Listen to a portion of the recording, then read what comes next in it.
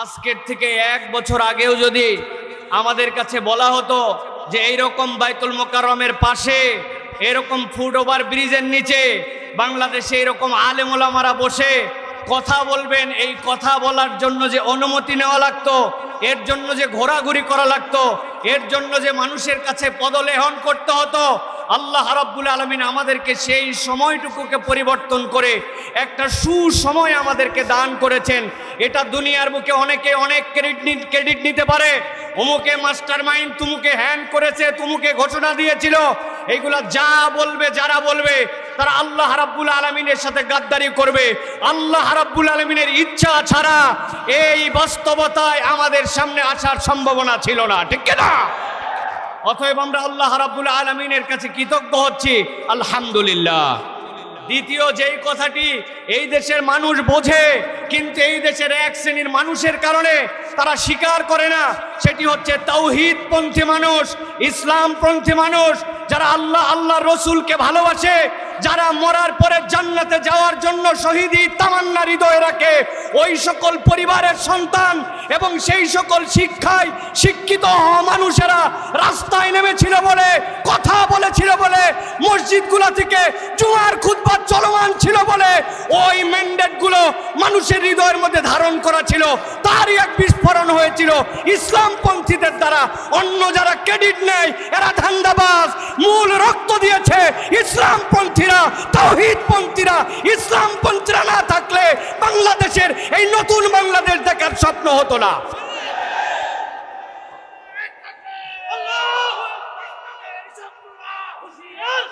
আমি সংক্ষিপ্ত সময় আমি আপনাদের কাছে গরম কোনো কথা বলতে চাই না, শুধু বাস্তবতার আলোকে আপনাদের কাছে বলতে চাই। আজকে আমাকে একটা নির্ধারিত পয়েন্টের উপরে সংক্ষিপ্ত সময় কিছু কথা বলার জন্য আমাকে নির্দেশনা দেওয়া হয়েছে। প্রিয় ভাইয়েরা, গরম বক্তব্য আমরা শুনি, মুহূর্তের মধ্যে গরম করে ফেলতে পারি আমরা, এটা আমাদের সামগ্রিকভাবে স্পিরিটকে ধারণ করে না। যদি আমরা হৃদয় থেকে ইসলামের একটা চেতনা লালন না করি, তাহলে আমাদের মধ্যে ডান বাম সামনে পিছনে উপর নিচ বিভিন্ন দিক থেকে ষড়যন্ত্র আসবে, শয়তানের বাধা আসবে, আমরা সেই সময় টিকে থাকতে পারবো না। এই জন্য আজকে আমাদের আলোচ্য বিষয় সংক্ষিপ্ত সময়ে সেটি হচ্ছে দ্বীনের বিষয়ে আমাদের ঐক্যবদ্ধ থাকার গুরুত্ব এবং পদ্ধতি কি হবে। এখানে একজন লোক যদি হাত তুলে আমাকে বলেন যে হুজুর দ্বীনের বিষয়ে, ইসলামের বিষয়ে, ইমানের বিষয়ে, তাওহীদের বিষয়ে, আল্লাহ রসুলের বিষয়ে আমাদেরকে ঐক্যবদ্ধ থাকতে হবে, এই ঐক্যবদ্ধ থাকার প্রয়োজন নাই, অথবা ঐক্যবদ্ধ থাকতে হবে, এইটা আমি বুঝি না। আমি বিশ্বাস করি এখানে একজন লোক নাই যে বলবে যে ঐক্যবদ্ধ থাকার দরকার নাই। এরকম কোনো লোক আছে ভাই? একটু আওয়াজ দিয়েন ভাইজান, আছে ভাই? নাই। কিন্তু আমার যে বিষয়টি আপনাদের কাছে উপস্থাপন এই সংক্ষিপ্ত সময়ে 6টা পয়েন্টের আলোকে করতে চাই, সেটি হচ্ছে ঐক্যবদ্ধ থাকার গুরুত্ব আমরা বুঝি, কিন্তু ঐক্যবদ্ধটা থাকবো কেমনে? আমাদের মধ্যে তো মুহূর্তে মুহূর্তে ফাটল ধরে যায়, অমুকে অমুকের কাছে বিক্রি হয়ে যায়, তুমুকে তুমুকের কাছে বিক্রি হয়। এই দেশে কথা আছে, আগের রাত্রে 1 কাপ চা আর একটা বিড়ির কাছে বাঙালি তার ভোট বিক্রি করে দেয়, ঠিক কিনা? এই জন্য আমরা বলতে চাই প্রিয় ভাইয়েরা, দ্বীনপন্থী মানুষেরা, ইসলামপন্থী মানুষেরা যদি এইটা অনুভব করে কেমনে আমরা ঐক্যবদ্ধ থাকব, তাহলে আমাদের জন্য এই কার্যকারণগুলা খুঁজে খুঁজে যদি গ্যাপ আসে, সেইটার বাহিরে আমাদের নিজেদের পথ চলাকে আমরা তখন মসৃণ করে নিতে পারবো। ছোট্ট একটা উদাহরণ দিয়ে আপনাদের কাছে কথায় ঢুকি। আপনি যদি জানেন এই রাস্তাটিতে আপনি রওনা হয়েছেন, সামনে রাস্তার কনস্ট্রাকশনের কাজ চলতেছে, ওই জায়গায় একটা গর্ত আছে, কিছু দূর যাওয়ার পরে রাস্তার মুখটা চিকন হয়ে গেছে, আপনার টাইমটা বেশি লাগবে। আপনার কাছে যদি এই তথ্যগুলি জানা থাকে, তাহলে আপনি রাস্তা নির্বাচনের সময় আপনি বুঝে সুঝে হাঁটবেন। এখন শয়তান আমার জন্য কোন কোন ঘাঁটিতে ফাঁদ পেতে রেখেছে, আমি আল্লাহকে পছন্দ করি, রসুলকে পছন্দ করে, ইসলামকে পছন্দ করে, কিন্তু আমি ফাঁদ চিনি না।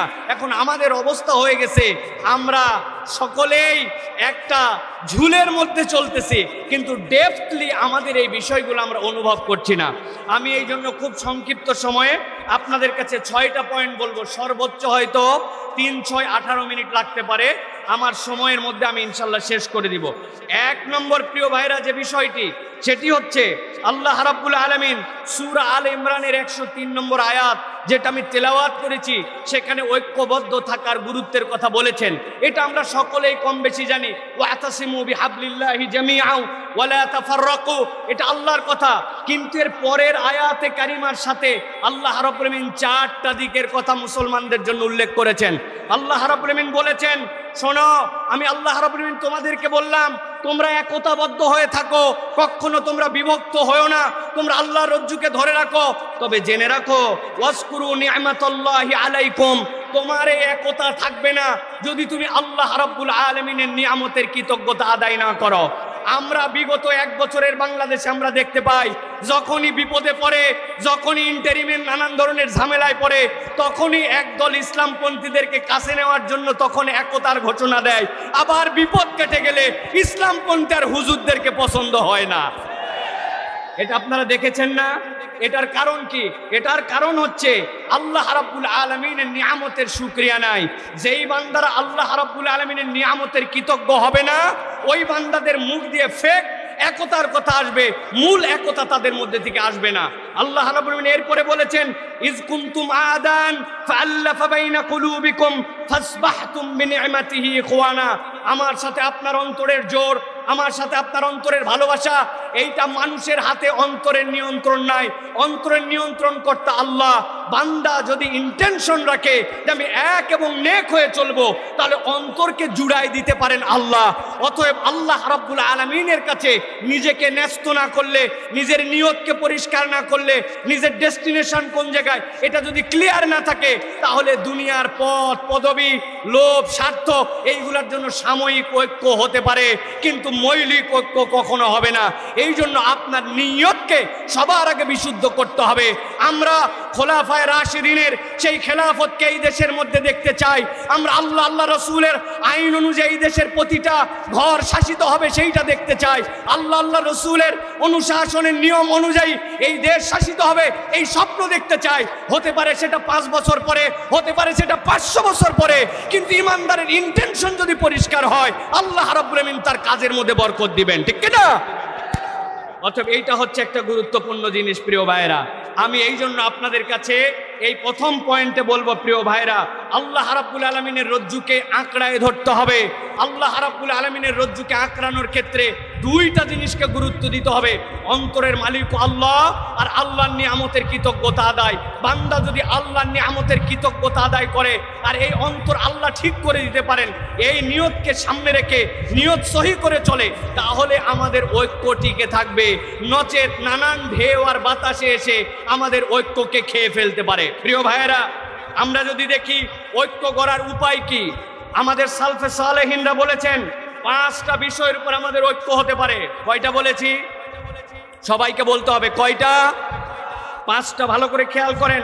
1 নম্বর, আকীদা এবং মৌলিক বিষয় আমাদেরকে সব সময় এক হয়ে থাকতে হবে। 2 নম্বরে, আল্লাহ এবং তার রাসূল সাল্লাল্লাহু আলাইহি ওয়াসাল্লামের কথাকে প্রাধান্য দিতে হবে। আল্লাহ রসুলের কথার উপরে আপনার কোনো বক্তব্য থাকতে পারে না। আল্লাহ এবং তার রাসূলের কথাই শেষ কথা, এইটার উপরে আমাদের ঐক্যে আসতে হবে। 3 নম্বরে প্রিয় ভাইয়েরা, পরস্পরের ভুল ক্ষমা করা এবং খুঁত না ধরা। আমরা কেউ একটু কিছু করলেই তার ভুলকে বড় করে হাইলাইটস করে দেই, ছোট্ট একটু বিষয়কে ফুলায়া ফাপায় আমার স্বার্থের বিরুদ্ধে গেলে ব্যাপক করে দেখায়। ভুলকে বড় করে দেখানো যাবে না, এটা শয়তানের ধোঁকা। 4 নম্বর যেটা বলবো, উম্মার বৃহত্তর স্বার্থকে আপনার সব সময় প্রাধান্য দিতে হবে। উম্মার স্বার্থ যদি আপনি না দেখেন, তাহলে কখনো এই ঐক্য ভিত্তি প্রস্তর তার মজবুত হবে না। সর্বশেষ, শয়তানের ফাঁদ আছে 3টা: হিংসা, অহংকার আর গীবত। হুজুরদেরকে নামাজ থেকে দূরে রাখতে পারে না, হুজুরদেরকে দিয়ে মিথ্যা কথা বলাতে পারে না, হুজুরদেরকে দিয়ে চুরি করাতে পারে না, হুজুরদেরকে দিয়ে বিভিন্ন ধরনের অন্যায় অপকর্ম করাতে পারে না। কিন্তু ইসলামপন্থীদেরকে দিয়ে শয়তান 3টা কাজ সুন্দর করে করায়। একটা হিংসা করাবে, আরেকটা অহংকার করাবে, আরেকটা গীবত করাবে। আপনার কাজ দেখে আপনার মনে হবে আমি যা কাজ করতেছি অন্যরা কিছুই করতেছে না, আপনার নিজের মধ্যে একটা লেভেলে উঠাবে। শয়তান যেইটা ঢুকছে, এইভাবে আমাদের ঐক্যকে বিনষ্ট করে দেয়। অতএব এই ফাঁদগুলা থেকে আমাদের বেঁচে থাকতে হবে। 1 নম্বর পয়েন্ট সংক্ষিপ্তভাবে এইটুকু প্রিয় ভাইরা। এবার চলেন 2 নম্বরে। আমাদের ঐক্যের ভিত্তি এবং আমরা ঐক্যকে কিভাবে ধারণ করে রাখতে পারি। 2 নম্বর হচ্ছে নবী সাল্লাল্লাহু আলাইহি ওয়াসাল্লাম একটা ঐক্যের নমুনায় সমাজ গড়েছিলেন, সেটা ছিল মদিনার সমাজ। আমরা যদি খুব গভীরভাবে লক্ষ্য করি তাহলে দেখব রাসূলুল্লাহ সাল্লাল্লাহু আলাইহি সাল্লাম মুহাজির এবং আনসারদের মধ্যে একটা চমৎকার সমন্বয় ঘটিয়েছিলেন। কেমন সমন্বয় ঘটিয়েছিলেন? যে মুহাজিররা যখন এসেছিলেন, আনসাররা নিজেদের বাড়ির অর্ধেকটুকু দিয়ে দিয়েছেন, বলেছেন ও আমার ভাই, আমার স্ত্রী 2 জন আছে, একজনকে আমি তালাক দিয়া আপনার সাথে বিয়ে করায় দিব, আমার সম্পদ অর্ধেকটুকু আপনাকে দিয়ে দিব। এই ঘটনা কি আমরা জানি ভাই? কথা বলেন, জানি কি আমরা ভাই? আওস এবং খাজরাজ নামে 2টা শত্রুতা ভাবাপন্ন 1000 বছর ধরে সংগঠন ছিল, যারা একজন আরেকজনের রক্তকে হালাল মনে করত। নবীজি সাল্লাল্লাহু আলাইহি ওয়াসাল্লাম আসার পরে এই 2 জনের মধ্যে বন্ধুত্ব ঘটায় দিয়েছিলেন। আপনারা কি এই ঘটনা জানেন ভাই? কিন্তু কোনোদিনকে ভেবে দেখেছেন যে এই যে বড় বড় ঘটনাটা ঘটলো, এই ঐক্যটার ভিত্তি কি ছিল? কিসের ভিত্তিতে ঐক্যটা রাসূলুল্লাহ সাল্লাল্লাহু আলাইহি ওয়াসাল্লাম করিয়েছিলেন? রাসূলুল্লাহ সাল্লাল্লাহু আলাইহি ওয়াসাল্লামের সিরা এবং হাদিসের বিশ্লেষণে বোঝা যায় 3টা বিষয়কে সামনে রেখে রাসূল সাল্লাল্লাহু আলাইহি ওয়াসাল্লাম এই কঠিন বাস্তবতার মধ্যেও একটা ঐক্যের সমাজ প্রতিষ্ঠিত করেছিলেন। 1 নম্বর, আল্লাহর প্রতি ঈমান। আল্লাহর প্রতি যদি বিশুদ্ধ ঈমান না থাকে, ওই ঐক্য আপনি যতই ঐক্যের কথা বলেন, ওই ঐক্যের গোড়ার মধ্যে গন্ডগোল থাকবে, ওই ঐক্য কখনো কার্যকর ঐক্য হবে না। 2 নম্বরে যেটা প্রিয় ভাইরা, সহানুভূতিশীল অন্তর। আজকের ইমানদার আমরা যারা সহানুভূতিশীল অন্তর না, রুড়ো যত, গরম যত, যে যত কাঠখোট্টা আমরা মনে করছি তত বোধহয় ইমানদারদের পারফরমেন্স। অথচ জেনে রাখেন রাসূলুল্লাহ সাল্লাল্লাহু আলাইহি ওয়াসাল্লামের ব্যাপারে কুরআন মজিদের কোথাও বলা নাই নবীজি সাল্লাল্লাহু আলাইহি ওয়াসাল্লাম অনেক সুন্দর একজন নামাজ আদায়কারী ছিলেন, অথচ নবীর থেকে সুন্দর সালাত কেউ আদায় করতে পারবে না। নবীজির ব্যাপারে পুরা কোরআনে কোথাও বলা নাই নবীজি খুব সুন্দর যাকাত আদায়কারী ছিলেন, অথচ নবীর থেকে বেশি দান সাদাকাকারী কেউ ছিল না। নবীজি সাল্লাল্লাহু আলাইহি ওয়াসাল্লাম বলেছেন খুযু আন্নী মানাসিকাকুম, আমার থেকে হজ শিখো, অথচ কোরআনে কোথাও প্রশংসা করা হয় নাই আল্লাহর নবী খুব ভালো হজ করেছেন, অথচ রাসূলুল্লাহ সাল্লাল্লাহু আলাইহি ওয়াসাল্লামের থেকে সুন্দর হজ কিয়ামত পর্যন্ত আর কেউ করতে পারবে না। কিন্তু নবীজির একটা বিষয় নিয়ে কোরআনে প্রশংসা করা হয়েছে, ইন্নাকা লাআলা খুলুকিন আযীম, আমার নবী ছিলেন মহান চরিত্রের উপর অধিষ্ঠিত। আজকের মুসলমান নামাজি, আজকের মুসলমান হাজি, আজকের মুসলমান টুপিওয়ালা, আজকের মুসলমান ওজিফাওয়ালা, কিন্তু আজকের মুসলমানের আখলাক আমাদের সুন্দর নয়। অতএব নবীজির ওই ঐক্যের ভিত্তি ছিল সহানুভূতিশীল একটা অন্তর। প্রত্যেককে আমাদের সহানুভূতিশীল অন্তরের মালিক হতে হবে। 3 নম্বরে প্রিয় ভাইরা, দিনকে প্রাধান্য দিতে হবে। যেখানে দিন নাই সেই জায়গায় কোনো ঐক্য হতে পারে না প্রিয় ভাইরা। দুনিয়া একদিক হয়ে যেতে পারে, ইমানদাররা কখনো সমকামিতাকে প্রমোট করতে পারে না, এলজিবিটি কিউকে সমর্থন করতে পারে না।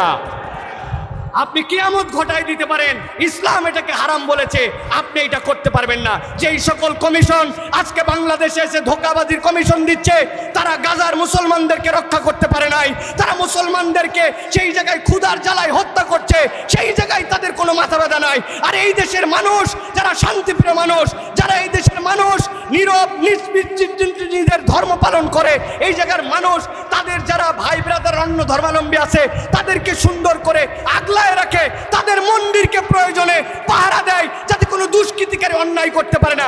এই জায়গায় মানবাধিকার কমিশন ফলাতে আসছে, তারা দুনিয়ায় মানবাধিকার দেখতে পায় না। এই বিষয় ইমানের প্রশ্ন, এটাতে ইমানদার কখনো এক হতে পারে না, ঠিক না প্রিয় ভাইরা? অতএব বলবো 2 নম্বর বিষয় এটা যে আমাদেরকে মনে রাখতে হবে নবীজি সাল্লাল্লাহু আলাইহি ওয়াসাল্লামের আদর্শ হবে আমাদের ঐক্যের ভিত্তি। মনে থাকবে এটা, দুনিয়ার কোনো আদর্শ আমাদের ঐক্যবদ্ধের ভিত্তি হতে পারে না। এই ভিত্তিতে ঐক্য হলে এই ঐক্য আল্লাহ রাব্বুল আলামিন ফাআল্লাফা বাইনা কুলুবিকুম, আল্লাহ অন্তরের মধ্যে জুড়াই দিবেন, শয়তান আর ওখানে ঢুকতে পারবে না ইনশাআল্লাহ। এটা হলো 2 নম্বর প্রিয় ভাইরা। নবী করিম সাল্লাল্লাহু আলাইহি ওয়াসাল্লামের একটা হাদিস বলি, আপনারা জানেন, বুখারীর হাদিস। আল্লাহ নবী বলছেন আল মুমিনু লিল মুমিনি কাল বুনিয়ান ইয়াশুদ্দু বা'দাহু বা'দা। একটা বিল্ডিং যেরকম ইটের পরে ইট গেথে তারপরে সেটা একটা স্ট্রাকচারে দাঁড়ায়, একটা মুমিন আরেকটা মুমিন হচ্ছে এরকম বুনিয়ান। কোনো একটা মুমিনকে বাদ দিয়ে আপনি মনে করবেন যে আমি একা একা জান্নাতে চলে যাব, এইটা মুমিনের চরিত্র হতে পারে না। অতএব প্রত্যেকটা মুমিনের সাথে সহানুভূতিশীল হৃদয় নিয়ে তার প্রতি আমার ভালোবাসা রাখতে হবে। এইটা হবে আমার ঐক্য টিকিয়ে রাখার অন্যতম একটা দর্শন। 3 নম্বরে প্রিয় ভাইয়েরা, সমাজে যদি ঐক্য না থাকে তাহলে আমাদের কি হতে পারে একটু ভালো করে খেয়াল করেন। প্রিয় ভাইয়েরা, আল্লাহ রসুল সাল্লাল্লাহু আলাইহি ওয়াসাল্লাম ঐক্য প্রতিষ্ঠা করলেন। এরপরে সমাজ একটা সুন্দর সমাজের দিকে গেল। আল্লাহ রাব্বুল আলামিন কোরআনুল কারীমের সূরা আনফালের 46 নম্বর আয়াত, এই আয়াতের মধ্যে আল্লাহ রাব্বুল আলামিন দুনিয়ার মানুষকে বলছেন, শোনো, যদি তোমরা ঐক্যের মধ্যে ফাটল ধরাও, ইমানদারদের মধ্যে যদি ফাটল ধরাও, তাহলে তোমাদের সমাজের মধ্যে তিনটা মহামারী, তিনটা সমস্যা তোমাদের মধ্যে আসবে। সূরা আনফাল 46 নম্বর আয়াত, আল্লাহ বলছেন, ওয়ালা তানাজারু ফাতাফশালু ওয়া তাযহাবা রিহুকুম। আল্লাহ রাব্বুল আলামিন বলছেন কোরআনুল কারীমের মধ্যে, যদি কোনো বান্দারা নিজেদের মধ্যে বিভেদ ঘটায়, এই বিবাদে জড়ায় পড়ে, তাহলে তিনটা সমস্যা তাদের মধ্যে হবে। 1 নম্বরে কি হবে? তারা ব্যর্থ হয়ে যাবে। 2 নম্বরে কি হবে? শক্তি তাদের চলে যাবে। 3 নম্বরে কি হবে? ওই সমাজের মধ্যে রহমত থাকবে না। নবীজি সাল্লাল্লাহু আলাইহি ওয়াসাল্লাম হাদিসের মধ্যে বলেছেন, ইয়াদুল্লাহি মাআল জামাআহ, তোমরা যতক্ষণ পর্যন্ত এক হয়ে থাকবা, তুমি দেখতে পাও তোমার একতার শক্তি, তোমার চোখে ওটা পরিষ্কার হবে না, তোমার চোখে পরিষ্কার হবে না। কেননা আল্লাহ রাব্বুল আলামিন এই জামাতের উপরে আল্লাহর হাতকে রেখেছেন। প্রিয় ভাইয়েরা, লিবিয়ায় বিখ্যাত যুদ্ধ হচ্ছিল ফ্রান্সের সাথে। ওই ফ্রান্সের যুদ্ধে লিবিয়ায় মুজাহিদদের সাথে পারছিল না তারা। এক পর্যায়ে ফ্রান্স সিদ্ধান্ত নিল, সম্মুখ সমরে মুজাহিদিনদের সাথে পারা যায় না। তারা তখন উপর থেকে হেলিকপ্টার গানশিপ দিয়ে হত্যা করার সিদ্ধান্ত নিল। মুজাহিদদের আমিরের কাছে মুজাহিদরা যে বলল, আমিরুল মুজাহিদিন, সামনের গেরিলা যুদ্ধে তারা আমাদের সাথে পারে নাই, কিন্তু এখন তো আমাদের আর কিচ্ছু করার নাই, আমাদের অস্ত্রের রেঞ্জ যে পর্যন্ত, তার উপর দিয়ে তারা হেলিকপ্টার দিয়ে আমাদেরকে হত্যা করবে। আমিরুল মুজাহিদিন তাদেরকে জিজ্ঞাসা করেছিলেন তারা কিভাবে হত্যা করবে, বলবে উপর থেকে তারা গুলি করবে। বলছে কত উপর থেকে? বলে অনেক উপর থেকে। বলে আরে কত উপর থেকে? বলে আমাদের গুলির রেঞ্জ যেখানে নাই সেখান থেকে। আমিরুল মুজাহিদিন তাদেরকে বলেছিলেন, ও মুজাহিদেরা, ভালো করে বুঝে থাকলে বলো, তারা যত উপর থেকে গুলি করবে, এই গুলিটা কি আরশে আজিমের উপরে নাকি আরশে আজিমের নিচে? মুজাহিদরা বলছে, আল্লাহ সুবহানাল্লাহ, কি বলেন আপনি? আল্লাহর আরশের উপরে সে কেমনে যাবে? তখন আমিরুল মুজাহিদিন তাদেরকে বলেছিলেন, তোমরা এক এবং নেক হয়ে থাকো, যেই আরশে আজিমের রবের উপরে কেউ উঠতে পারে না, তার বান্দারা যখন জমিনে থাকে, ইয়াদুল্লাহি মাআল জামা, আল্লাহর হাত তাদের সাথে থাকে। এক থাকলে মুসলমানদেরকে কিয়ামত পর্যন্ত কেউ পরাজিত করতে পারবে না। কেন? আমাদের আরশে আজিমের রব হচ্ছেন আল্লাহ। প্রিয়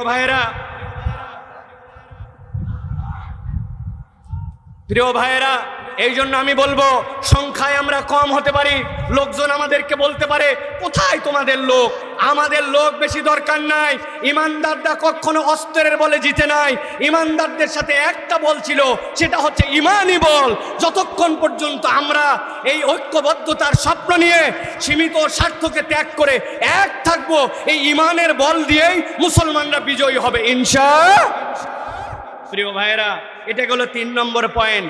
সংক্ষিপ্তভাবে এবার চতুর্থ যে বিষয়টি আপনাদের কাছে বলবো, প্রিয় ভাইরা, এই উম্মাহ, যে উম্মার ব্যাপারে আল্লাহ রাব্বুল আলামিন কোরআনুল কারীমের মধ্যে ছোট্ট 2টা শব্দে প্রশংসা করেছেন। কি প্রশংসা? সামি'না ওয়া আতা'না। এরা তো সেই উম্মত যারা শোনে আর মেনে নেয়, এরা কোনো প্রশ্ন করে না। এটা হচ্ছে উম্মতে মুহাম্মাদের বৈশিষ্ট্য। মুফাসসিরিনে কেরাম ব্যাখ্যা করছেন এই আয়াতে কারিমার আলোকে এই উম্মতের মৌলিক বৈশিষ্ট্য কি? এই উম্মতের মৌলিক বৈশিষ্ট্য হচ্ছে ঐক্য। এই উম্মতের মৌলিক বৈশিষ্ট্য আমার কথা নয়, আল্লাহ রাব্বুল আলামিনের নবী সাল্লাল্লাহু আলাইহি ওয়াসাল্লাম বলছেন, ইন্নাল্লাহা ইয়ারদা লাকুম সালাসান। ও দুনিয়ার মানুষ, জেনে রাখো, আল্লাহ রাব্বুল আলামিন 3টা জিনিস পছন্দ করেন। একসাথে সমস্বরে, একটা মুখ বন্ধ না করে একসাথে বলতে হবে, আল্লাহ রাব্বুল আলামিন কয়টা জিনিস এই উম্মত থেকে পছন্দ করেন? একসাথে বলেন, কয়টা? 3টা মুখস্থ করেন। 1 নম্বরে, আনতা'বুদুহু ওয়া লা তুশরিকু বিহি শাইআ। আল্লাহ পছন্দ করেন উম্মতে মুহাম্মাদি আল্লাহ ছাড়া কারো ইবাদত করবে না, আল্লাহর সাথে কাউকে শিরিক করবে না। এটা 1 নম্বরে। 2 নম্বরে, ওয়ান তা'তাসিমু বিহাবলিল্লাহি জামিআ। এই উম্মত আল্লাহর রজ্জুকে, কোরআন সুন্নাহকে একেবারে দাঁত দিয়ে কামড়ায় ধরার মতো ধরে একতাবদ্ধ থাকবে, এটা আল্লাহ পছন্দ করেন। আর 3 নম্বরে, ওয়ান তুনাসিহু। তোমরা এই উম্মতে আল্লাহ এবং আল্লাহ রসুলের নির্দেশ অনুযায়ী উম্মত সব সময় একজন আরেকজনকে নসিহত করবে। আমাদের দিন হচ্ছে নসিহা। অতএব এই উম্মতের বৈশিষ্ট্য হচ্ছে ঐক্যবদ্ধ থাকা, আর ঐক্যের ভিত্তি হবে আল্লাহর সাথে কাউকে শরীক করি না, ইবাদত করি একমাত্র আল্লাহর। বলবো একটা কথা সামনে আর পিছনে করব আরেক কাজ, এটা ইমানদারের বৈশিষ্ট্য হবে না। যে ইমানদার মসজিদে আল্লাহর দিনকে মানে, যে ইমানদার জানাজায় আল্লাহর ইসলামকে মানে, যে ইমানদার ওই যাকাতের ইসলামকে আল্লাহ মানে, ওই ইমানদার যদি এটা বিশ্বাস না করে যে আল্লাহর দেওয়া বিধান অনুযায়ী এই সমাজ চলতে পারে, রাষ্ট্র চলতে পারে, চোরের বিচার হতে পারে, তাহলে ওই ইমানদারের কখনো ঈমান পূর্ণ হয় নাই, ঠিক না? আমাদের অনেক ধান্দাবাজ আছে, এই ধান্দাবাজরা দেখবেন একটা কথা আমি সব সময় বলি, আমরা বলি আমানতু বিল্লাহি ওয়া মালাইকাতিহি ওয়া কুতুবিহি, এইটা বলছি তো আমরা না ভাই? বলেন তো ভাই, ওয়া কুতুবিহি মানে কি? হ্যাঁ, ভালো করে বুঝে বলেন, কুতুবিহি মানে কি? একটা লোক কোরআনুল কারীমের অর্ধেকটা পুরাপুরি কবুল করছে আর বাকিটার ব্যাপারে বলছে কিছু কথা আছে, 50% মুসলমান তাহলে, তাই তো নাকি? আরেকজন পুরাটাই শেষ করছে শুধু সূরা নাস, অল্প একটুখানি, ওইটার এখন আলোচনাটা ওর বোঝা হয় নাই, 99.99% মুসলমান, তাই তো নাকি? কত পার্সেন্ট? 0%। প্রিয় ভাইরা ভালো করে মনে রাখবেন, আমরা বলছি আমানতু বিল্লাহি ওয়া মালাইকাতিহি ওয়া কুতুবিহি, আল্লাহর আইন বিধান যেটা আমার মাথায় ধরে সেটাও স্বীকার করি, যেটা আমার মাথায় ধরে না ওটাও স্বীকার করি, তবেই সে মুসলমান। তাছাড়া ওই মুসলমানের দাম আল্লাহর কাছে নাই, ঠিক না? বাঁচার একটা উপায় আছে, আপনারা যদি বলেন তাহলে বলে দিতে পারি। সবাই রাজি হওয়া লাগবে, আর যাওয়ার সময় 10 টাকা করে হাদিয়া দেওয়া লাগবে। হুজুর খুচরা নাই, তাই না? দেখেন যদি পছন্দ হয় তাহলে দিয়েন, না পছন্দ হলে দিয়েন। আমি একটা বুদ্ধি বার করছি, এখন থেকে আমরা আমানতু বিল্লাহি ওয়া মালাইকাতিহি ওয়া কুতুবিহি ওয়া রুসুলিহি এইটা না বলে আমরা সিস্টেম করে আগেই বলে নিব আমানতু বিল্লাহি ওয়া মালাইকাতিহি ওয়া কিছু কিছু কুতুবি। অতএব আমরা বলবো আমানতু বিল্লাহি ওয়া মালাইকাতি ওয়া যদ্দুর বুঝি তদ্দুর কুতুবি। কবরে যায় ফেরেশতা ধরছে, কি ব্যাপার, তোমার কিতাব কোনটা? বলে আমি আগেই বলে আসছিলাম যদ্দুর বুঝি তদ্দুর কুতুবি। বাটাম কিন্তু একটাও মাটিতে পড়বে না। অতএব ধানাই পানাই মুসলমান হয়েন না, কেবলমাত্র দাড়ি টুপি দিয়ে মুসলমান হওয়া যায় না, নামের আগে মোহাম্মদ থাকলে মুসলমান হওয়া যায় না, ঈদের নামাজে জাতীয় মসজিদে সামনের কাতারে বসলে মুসলমান হওয়া যায় না। মুসলমান হতে হলে আল্লাহর জমিনে আল্লাহর আইনে এই দেশ চলবে, পুরো পৃথিবী চলবে, এইটার প্রতি আপনার সমর্থন থাকতে হবে। এই সমর্থন না থাকলে মুসলমান হওয়া যায় না।